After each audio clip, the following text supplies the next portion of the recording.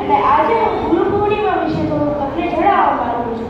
ગુરુ બ્રહ્મા ગુરુ વિષ્ણુ ગુરુ દેવો મહેશ્વર ગુરુ સાક્ષાત પરબ્રહ્મ તસ્મૈ શ્રી ગુરવે નમઃ. ગુરુ પૂર્ણિમાનો તહેવાર એક ધાર્મિક તહેવાર છે. ગુરુ પૂર્ણિમાને વ્યાસ પૂર્ણિમા પણ કહેવામાં આવે છે. આ તહેવાર ગુરુને સન્માન આપવાના હેતુથી ઉજવવામાં આવે છે. આ તહેવાર હિન્દુ કેલેન્ડર અનુસાર અષાઢ મહિનાની પૂનમ અને અંગ્રેજી કેલેન્ડર અનુસાર જુલાઈ અથવા ઓગસ્ટ મહિનામાં મનાવવામાં આવે છે.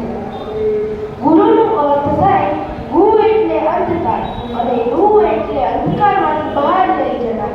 ગુરુ આપણા જીવનના અંધકાર અને અજ્ઞાનને દૂર કરી આપણા જીવનમાં પ્રકાશ અને અજવાળું ફેલાવે છે.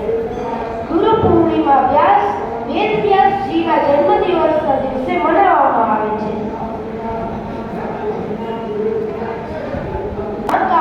મહાભારત, 18 પુરાણ અને 4 વેદોની રચના કરી હતી. તેમને વેદવ્યાસ તરીકે પણ ઓળખવામાં આવે છે.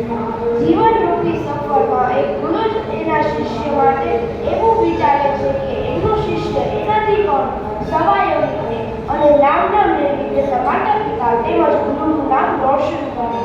જો ભગવાન શ્રી રામ અને કૃષ્ણને એમના જીવનના લક્ષ્યને પૂર્ણ કરવા નવી દિશા પ્રાપ્ત કરવા ગુરુની જરૂર હોય તો આપણા જીવનમાં ગુરુ હોવા ખૂબ જ જરૂરી છે. એટલે જ કહેવાય છે ને, ગુરુ બિન જ્ઞાન ન ઉપજે, ગુરુ બિન નિલય ન ભેદે, ગુરુ બિન સંશય ન ઘટે, વરે ને વાતો ચારો દે. આપણા જીવનના પ્રથમ ગુરુ છે આપણી માં, કે જેમણે